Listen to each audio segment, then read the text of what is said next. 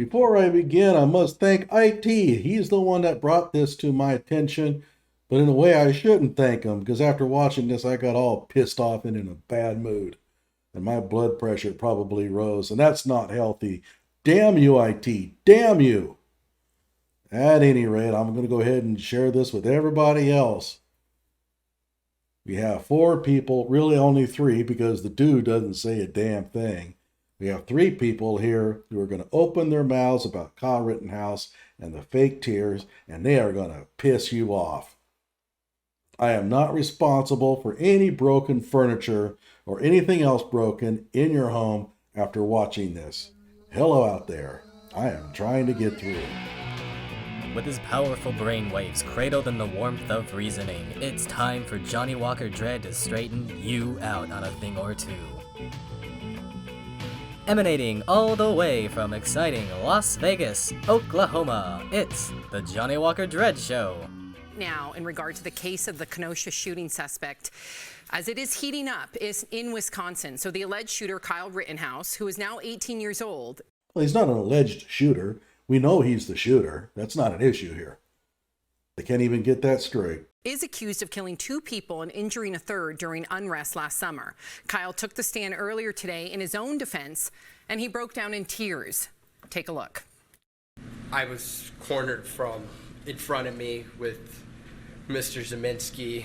Now they're going to claim, oh, this is so fake. Yeah, you watch this. Let's see how easy this is to pull off. And there were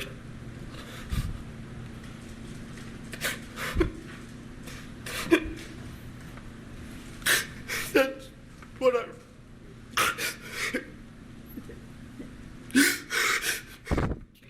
time for our break anyway. You can just relax for a minute, sir. Yeah, that's a genuine panic attack. I've seen a bunch of them. Okay, let's hear what they have to say about it. We're going to take a break about 10 minutes. Tori, do you think this was a good move for the defense? Do you believe his tears? Some of our viewers think they're crocodile tears. Other of our viewers are writing in saying that they do indeed believe him. I don't believe it was real, but I do believe it was a very good day for the defense. And if you are understanding, you don't normally put your witness on, your client on the stand. They did it first up. He looked like a very young 18-year-old. Again, he was 17 when he did it. They played that up. And it was clear that he was coached well, whether or not this was phony, to try and get a break or a recess from the judge at that exact moment. You want the jury to sit there after that act, whatever it was you want to call it, and sit there in silence and think, oh my God, was this small baby-faced kid really scared for his life? Because he has to justify shooting each time he shot a gun. They did a great job. A skillful prosecutor will come back in a cross-examination and say, that was the most phony act I have ever seen, and rip him apart. Yeah, he's not going to do that if he values his freedom, because Judge Bruce Schroeder would throw his ass in jail. Where in the hell did you learn your legal analysis, dumbass? You cannot do that. You cannot go in as a prosecutor and claim in front of a jury that you think that that was a fake act. Bruce Schroeder would have Binger's ass for lunch. Where do they get these people? But that takes work, so it was an excellent day for the defense. I'm not saying I believe him. I'm saying excellent. And the prosecution did. They did go back and say, so you believed that one of the victims, who is no longer here to defend themselves. I hate this crap. He's no longer here to defend himself, so he must be innocent. That's what they're always saying. He's no longer here to defend himself, so if you are the one that did it, you must be guilty of something. He's no longer here to defend himself because he's an idiot who made a serious mistake in attacking a kid carrying a rifle. That sometimes happens when you attack somebody carrying a rifle. You believe that when they held up the skateboard, that skateboard was going to be used as a weapon Deadly to kill weapon. you? Yes. Well, yeah, it kind of was. The skateboard hit Kyle twice. We know it hit him twice. We have it on video and we have it in testimony. And she's saying, well, he just thinks that skateboard might be used against him. And of course, it's only a skateboard. I mean, it must be made out of styrofoam or something. Never mind the fact that it can kill somebody, and it has. And you'll have to watch the rest of the trial to find out. But Erica, what are you thinking?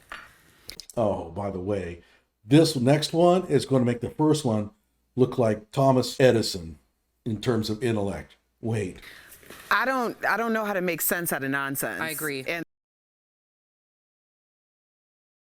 Well, we're going to have to try to make sense out of your nonsense. this is nonsensical to me. This boy didn't he have his mom drive him to this protest with a semi-automatic weapon? Oh, yeah, of course. That's exactly what happened. Kyle got in the car with his mom and they drove to Kenosha to go to the protest. Kyle sitting there with his rifle while his mom drove. She believes that. It's been over a year now. We've known that that's not the case. Actually, we know that was not the case within a couple of days. But over a year now, she's still held to this belief. How closely do you think that she's been following this trial? If she's been paying any attention to this trial at all, she'd know better than to think that. We have a very good timeline of what happened. We have testimony from Kyle. We have testimony from Dominique. Wendy Rittenhouse had nothing to do with this. Oh, brother. Ready to cause harm to people that were there. Well, you have to prove that. And so far, they haven't proven that because it's not true. We saw the video. The problem is that paint, and I completely agree with you, by the way, but Oh, so the other one agrees. Oh, yeah. The mother drove him to the protest, and Kyle had the rifle in the car as they drove across state lines, and he had that scary AR-15. defense, which is doing a very good job, is showing that each time someone either came with a skateboard, grabbed the end of his rifle, he felt enough threat of his life that he was justified in using lethal force. So maybe don't bring a gun, though. Well, and here's my thing, and I know the laws are different in each state. Well, at least she's got that part right. Right. But like, for instance, in Colorado, if someone came and threatened harm on my property, but they weren't in my home, and I shoot them, then I'm in a lot of trouble because they haven't actually trespassed into my home. But in Florida, I know people have feelings about what constitutes property, but I'm telling you right now, because I've had somebody on my property, that if I would have shot them, I would have been at fault. Oh, she's had somebody on her property, everybody. She's had somebody on her property, and that makes her an expert in self-defense laws. But this dingling doesn't understand what she's describing as the castle doctrine. Yes, the person has to be inside your dwelling for the castle doctrine to hold. But just because you're in a castle doctrine state doesn't mean that there's no self-defense outside the house. All the castle doctrine says is that if you're inside the home, you have no duty to retreat. You can still claim self-defense if you're outside the home. Where in the hell do they get this? And by the way, I already did an expose of Colorado's gun laws with respect to this when it came to the Matthew Doloff case. We've covered this. Colorado's self-defense laws are a little bit stricter than Wisconsin's, but the same thing applies. If you are armed and you feel that you have been threatened, you have a legitimate reason to believe that you face serious bodily injury, you can act in self-defense. Oh. But then again, I haven't had anybody on my property lately, so what do I know? Because of where they were on my property, although they were technically in my home. No, they weren't technically in your home. If they were technically in your home, you would be able to use the castle doctrine.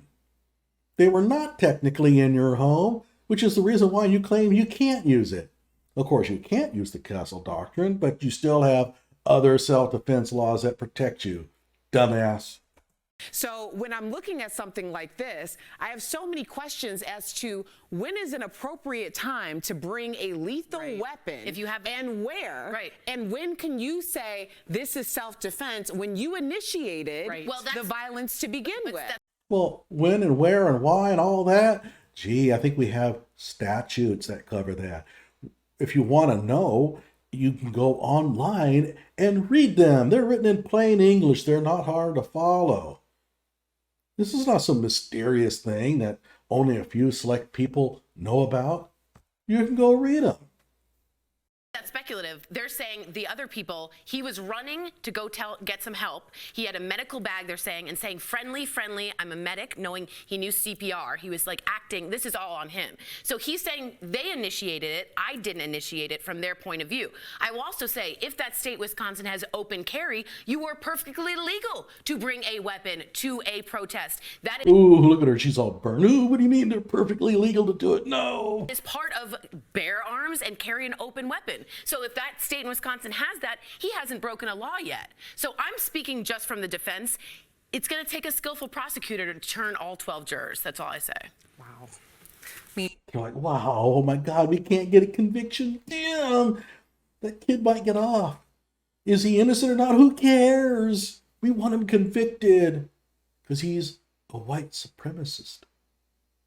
Meanwhile, there's 2 people dead that can't even Right. speak to defend Absolutely. themselves, and they're being maligned in court. Absolutely. And they're being maligned because they did stupid things that got themselves shot. I'm sorry, I'm sick of this. They're not here to defend themselves anymore. Yeah, well, whose fault is that? Whose fault is it that Joseph Rosenbaum isn't here to defend himself? Joseph Rosenbaum, did he have to ambush Kyle? No. Did he have to chase Kyle? No. Did he have to grab a hold of Kyle's weapon? No. But he did. He did it anyway. Only a freaking idiot does something like that, and he got what freaking idiots deserve. And the same thing with Anthony Huber. Did he have to get on his skateboard and chase after Kyle? No. He could have stayed there at the scene with his girlfriend and made sure that she was safe. But he saw a little young Republican on the run, and he couldn't resist the temptation to join the mob. And guess what? Kyle's running where? He's running to the cops. Anthony Huber knows it. He knows where the cops are. Doesn't stop him. He wants to stop Kyle from getting to the police. And so what does he do? He tries to kill him with a skateboard. Did he have to do that? No. And then after the first one, he does it again. Did he have to do that? No. Did he have to grab a hold of Kyle's rifle? No. He did it anyway. So no, I don't feel sorry for him. You do stupid things, that's what happens. Anyway, I'm pretty pissed off about this whole thing. Now I want to go back and show the 4 people again. Okay, so here they are. I'll excuse the dude. He didn't say anything. But those 3, fully convinced that those were crocodile tears. And they'll tell you, oh, it's not hard to do that. All you have to do is think of something really sad, like your puppy dog getting run over, and he'll just start to act just like Kyle. Okay? Do it. Do it. If this is their claim, and a lot of people are on television claiming how easy this is. He's an 18-year-old kid. He has no acting skills. He hasn't been through any acting kind of classes. But according to them, this is easy. Okay? Why don't they do it? Show us. Just break down just like Kyle and show us how simple this is. They don't because they know they couldn't pull it off. They're phonies. They're ignorant. And God, I hate them. Like my video, subscribe to my channel.